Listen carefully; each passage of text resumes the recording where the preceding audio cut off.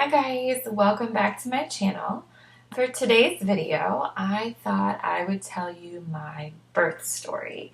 Now, my daughter is 17 months old now. It was a while ago, but it's something I've never really sat down and documented.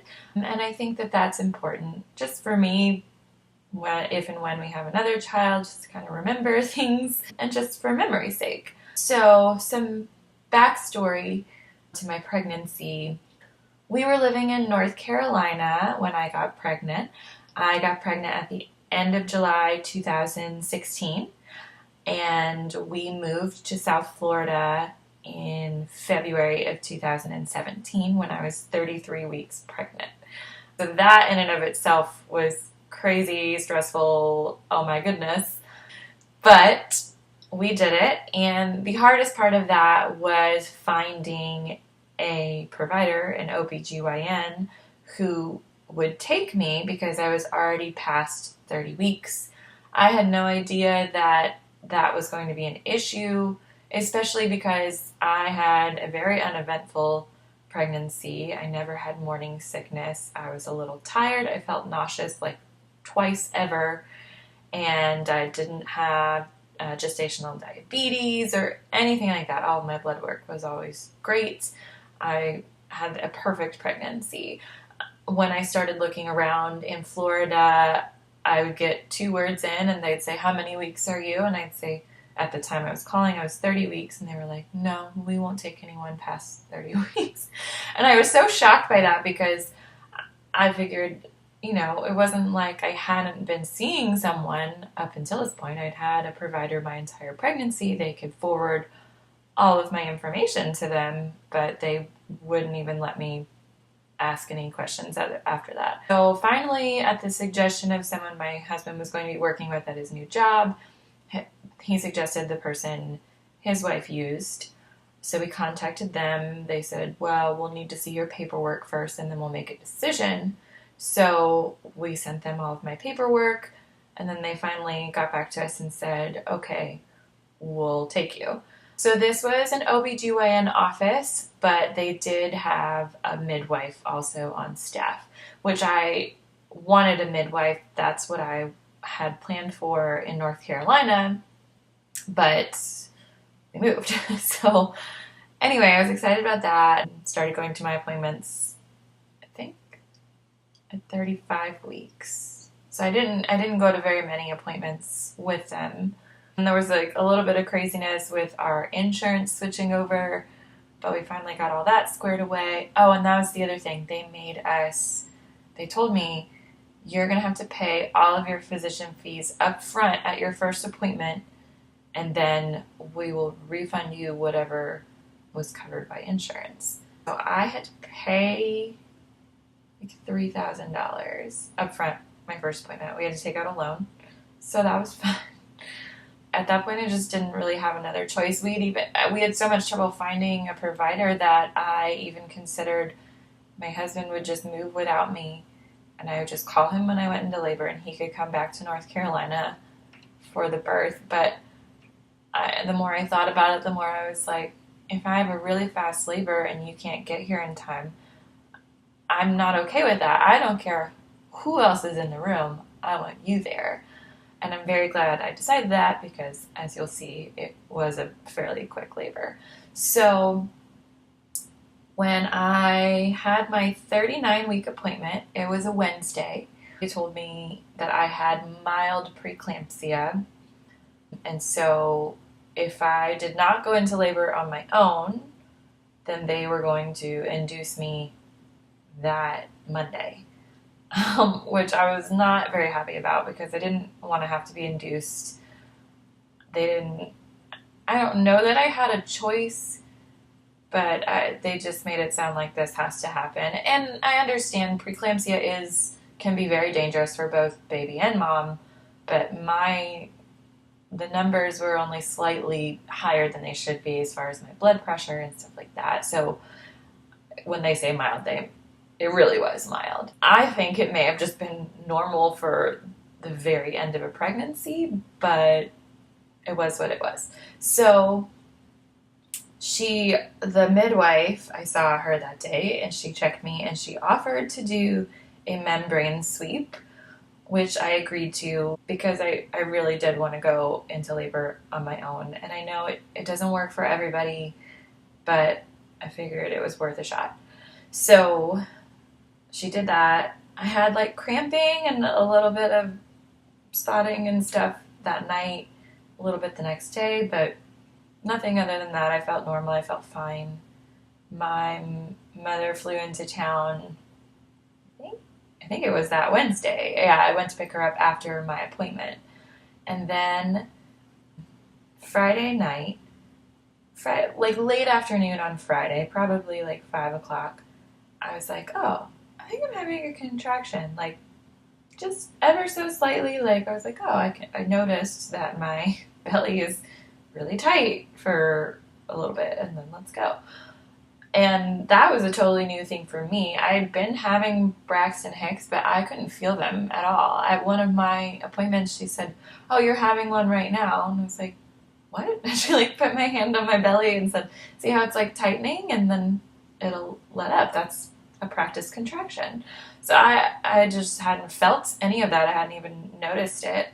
And I downloaded an app for timing contractions. So I was like, well, I guess I should start timing them and see. And they were probably 10 to 15 minutes apart at first. And then they started getting a little closer together. As far as how long they lasted, it really varied between like 20 to 50, sometimes 60 seconds. And they really weren't that bad from what I remember, just a tightening, maybe slightly uncomfortable, but nothing I couldn't handle or talk or breathe through. So in my mind, I was thinking, this is probably actual Braxton Hicks that people experience, and I'm going to have to be induced anyway. So we're timing them. It gets to be like 10 p.m. or so. My husband is trying to urge me to go to the hospital just to be sure, mostly because we lived 45 minutes from that hospital in good traffic. And mind you, this is South Florida, so there is no such thing as good traffic. So I don't know. I talked to my mom, and she said, well, just let me know what you decide. And I figured, all right, it couldn't hurt anything just to go check.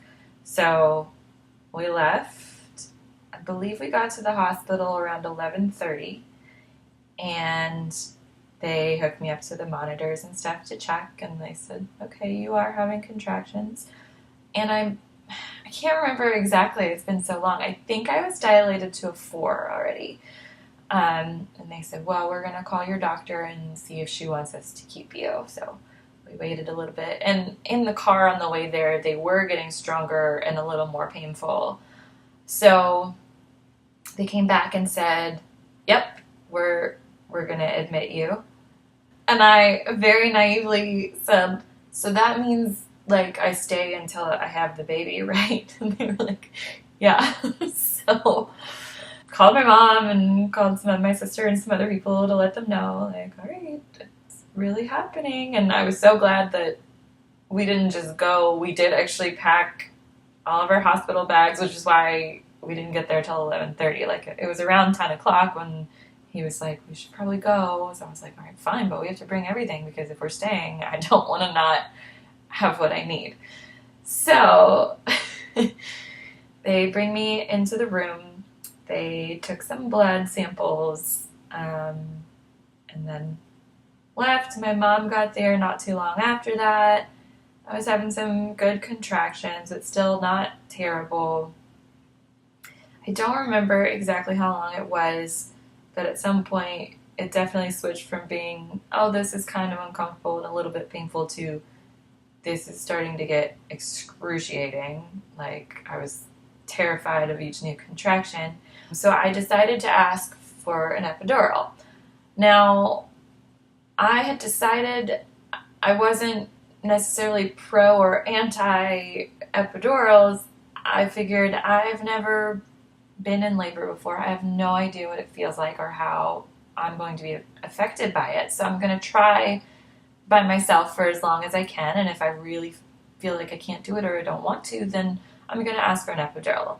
So that was always the plan. I knew you could take deep breaths. I didn't really do any research or anything as far as going completely natural coping techniques. We knew a little bit, counter pressure and things like that, but didn't take any classes or anything like that. So I'd asked for the epidural. The anesthesiologist came and spoke to me, explained everything. She said, I just need to go look at your blood work that they took earlier, and then I'll be back. I said, okay. So she left. She came back, and she said, have you been sick recently? And I said, no, I haven't felt fine. And she said, well, your white blood cell count is really high, so we can't safely give you an epidural because the risk of infection is too high. And I just started bawling my eyes out because at this point I was having really bad back labor. That was the absolute worst part. I didn't even notice anything that was happening in the front anymore once the back labor started. It was awful. And people will tell you that, and they're not kidding. I'd read everything about it, but I had no idea until it actually happened to me. So at this point, I'm freaking out because it wasn't even an occurrence, a fleeting thought to me that if I wanted an epidural, I couldn't have one. Like, I didn't think that was a possibility. So they said, well, we can give you some pain medication. And I was like, okay, whatever you can give me, because I felt like I was dying. So and I forgot to say, I had to have penicillin because I tested positive for strep B, which that's another thing about that provider. I had tested negative for it originally, but then they made me do a 24-hour urine test, and it had showed up in that, and they said, well, we basically ignore the negative one now. Like, you have to have the penicillin. So as soon as I got there, they gave me the penicillin, and no one told me that penicillin through an IV into your hand hurts. Like, it burned. It was the weirdest feeling. Like, it was like icy hot, but like really intense icy hot. Like, I'm not sure that I have the right words to explain what that felt like. It felt like fire was going into my veins. And at first it wasn't too bad. It was just kind of uncomfortable. But then when I decided I wanted the epidural, they said, we have to give you the rest of the penicillin now. So they just completely opened the line. It was just dripping in. Now it's fully running into my arm. And that, I was writhing. Like, that made me forget about the labor for however long that was happening. My entire arm felt like it was on fire. I was screaming. I don't think my husband's ever heard me make a noise like that before. And it was just so weird because no one explained to me that penicillin does that. So I was just freaking out. I thought something was wrong with me because my hand hurt so bad. I thought maybe they put the IV in incorrectly. I was just so unprepared. And then all of that, them to open the line for my arm to feel like it's on fire and I'm screaming in pain, only to find out that was pointless because I couldn't have the epidural anyway. So all of this happens. They bring in whatever this pain medication was. I'm not going to remember the name of it. I'll look it up and I'll put it on the video for you, because I didn't know this till a few weeks after I delivered that it was basically Tylenol. Like, there's a few other things they could have given me that probably would have helped me manage my pain a lot better. I didn't even know there was another option. I just took whatever they told me to take. When they first gave it to me, it kind of took the edge off for about an hour and a half.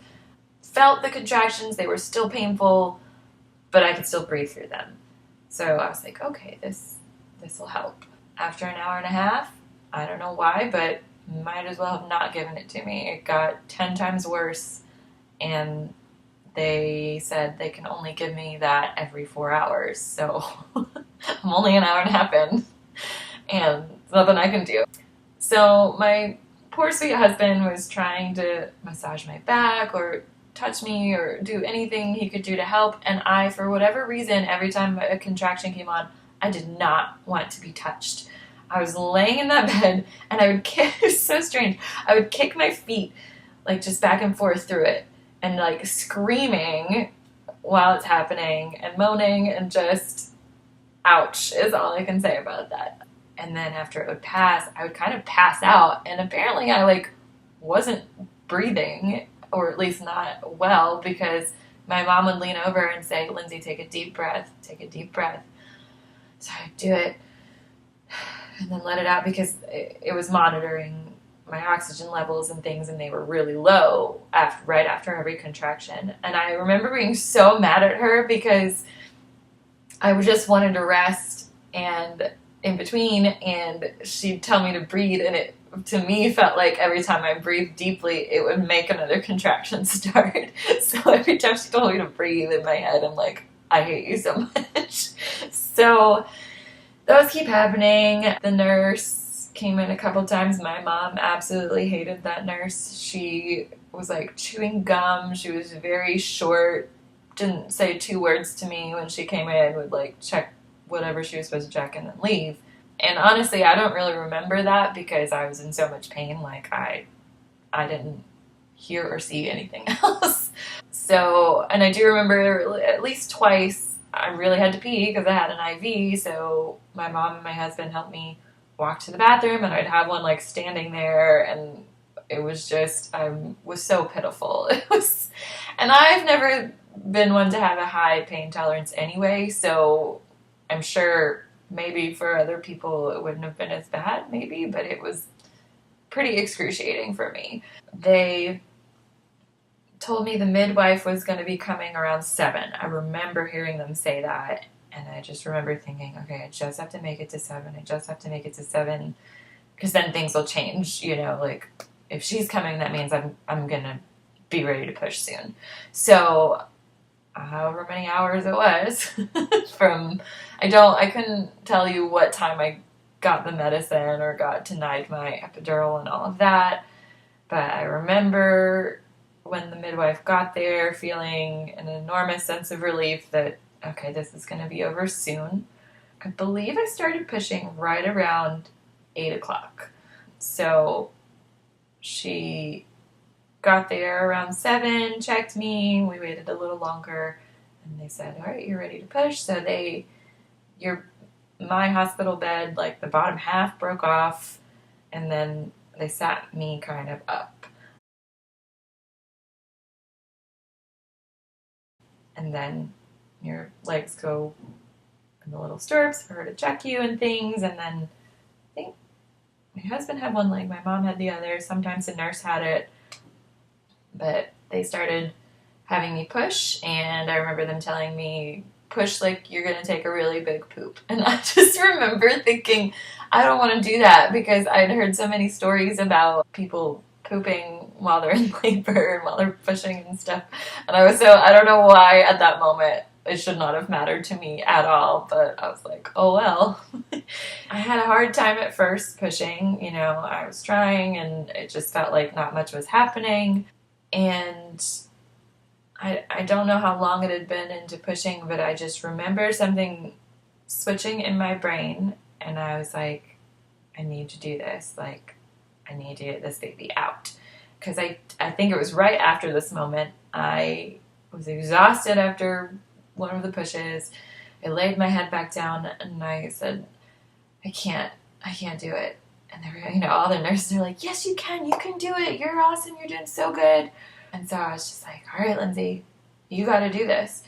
So from then on, I was getting really good pushes. I was having a really hard time getting her head out. So this is something that still bothers me to this day. I had written on my birth plan that I did not want to have an episiotomy, which is where they cut your perineum to make it a little bigger and easier for the baby's head to get out. My reasoning for that was I had read a lot about it, and I had read, that people's recoveries were easier if they just ripped by themselves and then were stitched up. And most of the reasoning for that seemed to be that your body's going to choose the path of least resistance, so it's going to be easier to heal after the fact. My sister had had that with both of her kids and didn't seem to have that many problems healing. I mean, it's uncomfortable, but she did all right. I was not asked for consent. I did not know it was about to happen. My midwife did grab a needle to numb me, did not tell me that was going to happen. Stuck me with the needle. I apparently came up off the table screaming because that hurt so bad. And then she didn't wait at all. She literally like numbed me and then cut me. And that was horrible. I don't even remember feeling a ring of fire that people call it. That hurt worse than anything else in that moment. But after that did happen, I was able to get her head out. And then I think 2, maybe 3 more pushes and she was out. She was born at 8:52 a.m. and they did place her on my chest. My husband got to cut the cord. And I just remember feeling this enormous sense of relief after she was out, and she cried immediately. There was no wait. Like, she just came out screaming, which is good because, you know, they're like, okay, she's got air in her lungs. That's good to know. And, you know, they took her and banded her and cleaned her up a little bit and gave her to me. And I got to try breastfeeding pretty much right away. And they stitched me up and everything. And as far as delivering the placenta, I vaguely remember that. I remember her pushing on my stomach a little bit, but it did not hurt me at all. I just remember hearing it come out and kind of feeling it, and then she stitched me up, and that was that. Might splash a little. There? Go for it. Yes. Good. Good Yay! job. Good job. I'll take that. Good job. Sweet baby's here. Congratulations. She's not obviously. She's like, I got this. She's like, I don't need nothing. I don't It's need a alright. thing. I'm so good. Hey. She is adorable. Not let that thing fall over. Look at that sweet face. Oh, you're adorable. Nope. Here you are. Here you are. Hey, sweet girl. Sometime we're going to know your name. Whenever mom and daddy decide. Hey, girl. Hi, Baby girl.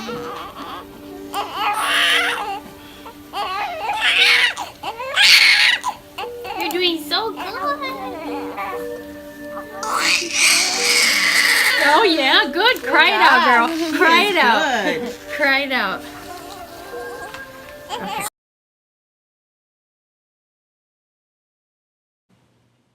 Hindsight for the birth experience, there's a lot of things that I just let happen because I didn't know I could say otherwise or didn't feel like I could say otherwise. And that part was difficult. I feel like they told me to make a birth plan and then no one even asked me about it once we got to the hospital. And I had explicitly told my midwife at my last appointment I did not want to have an episiotomy. And the fact that I wasn't even asked, so those are all things that sucked. And then as far as recovery in the hospital for the few days afterwards, we were supposed to stay 2 nights. And on Monday, they came in to check her bilirubin numbers, and they were high. And they said, well, we're going to have to take her and put her in this phototherapy light box, which I knew what that was because my sister's youngest was also a little bit jaundiced. And for her, they brought that box into her room. They put the baby in it. When he was hungry, she could take him out to feed him, and then they put him back in. And she stayed an extra day with him in the hospital, and then they were discharged together, and everything was fine. At this hospital, that was not an option for me. They monitored those babies in the NICU. So my child is not a NICU baby. She doesn't need intensive care. That's just where they monitor those babies. that was a problem with me for two reasons. My baby's getting taken away from me, and I now have to pay a NICU bill. And when they told me this, I just started sobbing. I was holding her on my chest, and I was just crying on top of her head, because they also told me they're discharging me without her. And keep in mind, we live 45 minutes from this hospital. So I was an absolute emotional wreck. I mean, I'd just given birth, and it was kind of traumatic for me, and I'm in pain. I have stitches. I just pushed a person out of my hoo-ha, like all this stuff. And then they tell me they're taking my baby away from me and that I have to leave. And I was so upset, and I asked them I said, when my sister had her baby, why can't you bring it in my room? Why can't I stay with her? They said, no, we used to do that, but they don't leave the babies in long enough. They don't like to listen to them cry. So this is how we do it. And they also said, we're going to be giving her formula because she needs to pee and poop. That's how she gets all that stuff out and brings the bilirubin numbers down. And I didn't know I could say no, so I let them do that. They did give me a pump to start using while I was at the hospital, and then later I would pump and bring it to her. But the nurse, she was really nice. She knew how upset I was that I was getting discharged without her, and she told me, listen, I can give you till like 3 o'clock, and then we'll have to discharge you. So she did let me stay longer than like most people would on a day they're getting discharged. And we got special NICU bands on our arms, and we could go visit her. And every time I pumped, I would bring her what I pumped. We ended up staying at a hotel across from the hospital because there was no way it was going to be so far away from her.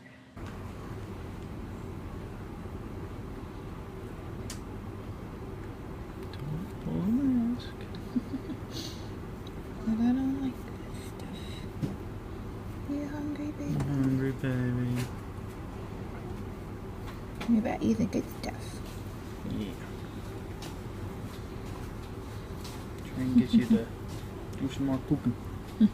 So I would wake up every 2 to 3 hours at night and pump, and we'd go bring it to her and visit her.